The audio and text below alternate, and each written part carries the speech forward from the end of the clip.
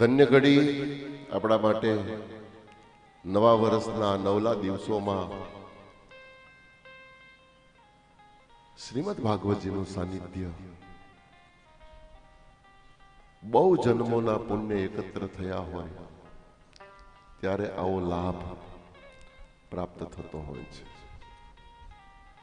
જન્માંતરે ભવેત પુણ્યમ તદા ભાગવતમ લભેત. ભાગવતમાં લખ્યું છે જન્મ જન્માંતરનો જેનો પુણ્યનો ઘડો ભરાય એને જ આવું સત સાહિત્ય, સતશાસ્ત્ર, સાક્ષાત ભગવાનનું સ્વરૂપ એવું ભાગવત પ્રાપ્ત થાય.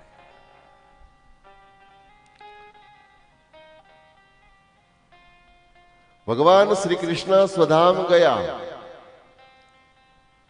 જતા જતા ઉદ્ધવને કહેતા ગયા, ઉદ્ધવે સવાલ કર્યો તો પ્રભુ તમે જતા રહેશો, તમારા વગર હું નહીં રહી શકું. અને ભગવાનની સાથે સતત ફરનારું જો પાત્ર હોય, વધારેમાં વધારે ભગવાન કૃષ્ણનો આશ્રય જેને સતત લીધો હોય એવા સંસારમાં કોઈ પાત્ર હોય તો એનું નામ ઉદ્ધવ છે. પૂરા 101 વર્ષ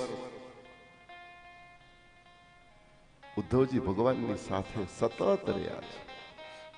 સવારે ભગવાન તૈયાર થઈને રૂમમાંથી બહાર નીકળે, દરવાજે સેલ્યુટ કરવા માટે ઉદ્ધવ ઊભા હોય અને આખો દિવસ બધી જ પ્રક્રિયા, યુદ્ધો હોય કે જે કાંઈ કામકાજ આખા દિવસનું બધું, કારણ કે મહામંત્રી હતા.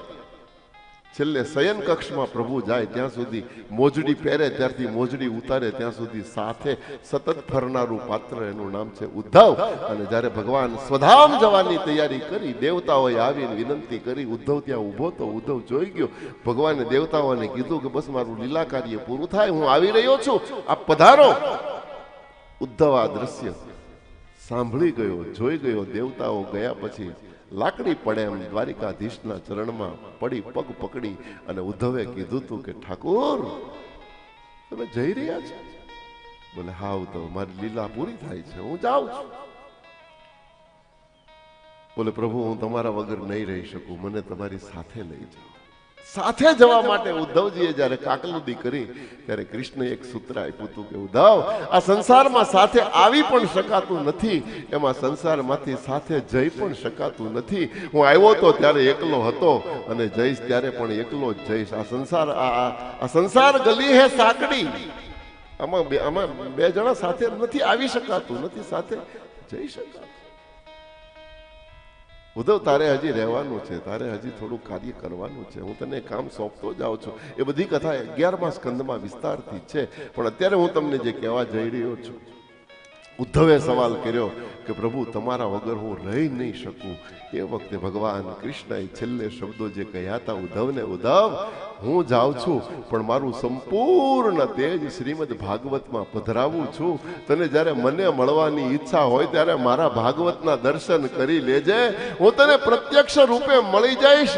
એટલા માટે હું કહું છું કે હાલતો ચાલતો શબ્દ દે, એનું નામ છે ભાગવત. આજ પણ સંપૂર્ણ તેજ ભાગવતજીમાં પ્રભુએ પધરાવ્યું છે અને દ્વારિકાધીશ મોજૂદ છે.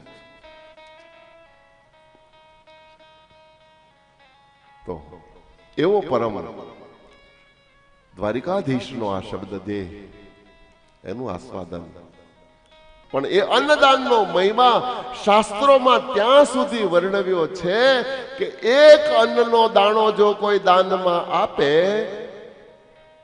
એને 1 વર્ષનું વૈકુંઠ પ્રાપ્ત થાય. એક ગાયનું દાન આપે તો ગાયના જેટલા રૂવાડા હોય એટલા રૂવાડા, એટલા વર્ષ સુધી મને તમને સ્વર્ગની પ્રાપ્તિ થાય.